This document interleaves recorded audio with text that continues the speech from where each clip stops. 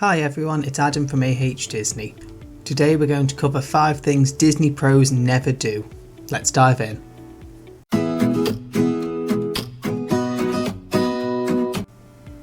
Number 1 is waste perks. Whether it's hotel perks, annual pass perks, or just general park perks, maximise these like a pro. We say this tip a lot, but if you're staying on Disney property, make sure you use that extra magic hour. This gives you access to the parks 1 hour before the rest of the guests, and you can get an awful lot done in that time.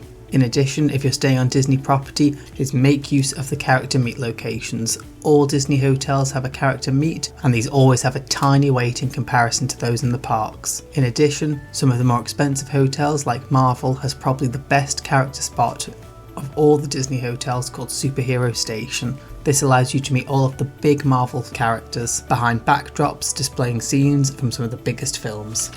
And finally, if you have an annual pass, make sure you know what those benefits are to ensure you're getting the most from your pass to make this worthwhile. Number 2 is Disney pros never overqueue. We regularly see 1 to 3 hour waits to meet princesses in the parks, and pros know that if you want to meet the princesses, book a character dining at Auberge de Celdrelon. If non-princess characters are more your thing, then the character breakfast buffet at Plaza Gardens is a great choice. Now, both of these options aren't cheap, and for a family the cost can be considerable, but if you can afford it you will save hours of waiting. Another is overqueuing for rides. Queues rise and fall throughout the day, and pros do the big rides first thing and last thing, unless the wait times look fantastic. One of our favourite tips here is to get into the queue for a big ride 1 minute before the parks close. Even if you end up waiting 30-40 minutes, you'll still get to ride the ride that night, with the added bonus of when you finish, the parks are usually very quiet. Finally, don't forget to consider the odd premiere access or fast pass when it's needed. Whilst this is an extra cost, if it's within your budget, spending €5 to €15 to save an hour of waiting can be well worth it. Moving on, number 3. Disney pros make sure that if they pay for a dining plan, they get full use from that dining plan. This means not leaving any credits on the table, not wasting them, and pre-booking your dining up front to make sure you get the best restaurants. For those staying on Disney property, you can book pretty much as soon as you've made your hotel booking. And for those staying off-site, dining reservations open up to 2 months in advance.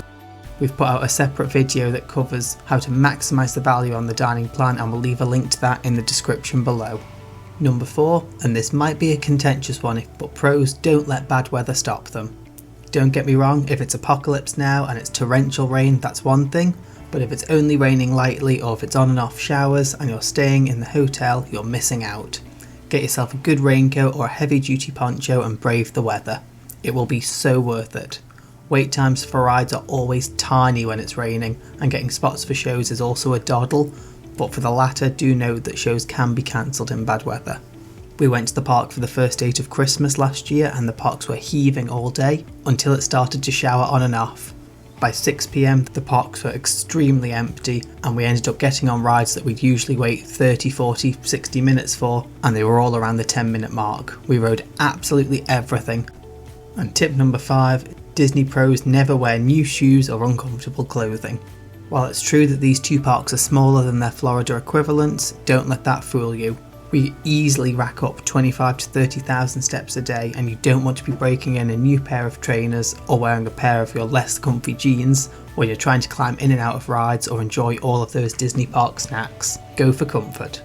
And as a bonus tip, Disneyland pros take breaks. There is so much to see and do in the Disneyland Paris parks that you could easily not stop all day. But build in little breaks, whether that be stopping for a drink and watching a show, or taking an hour out on a really hot or a really cold day to maybe go to a different Disney hotel for a glass of wine or a hot chocolate. These little recharges more than pay themselves back when you want to power on until park closing times.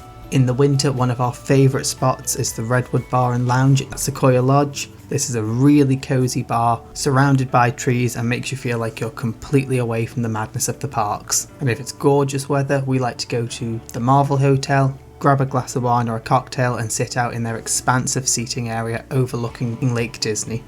We hope you found this useful, and if you like this video, please subscribe, like and hit that notification bell. We have more tip videos coming out over the next few months.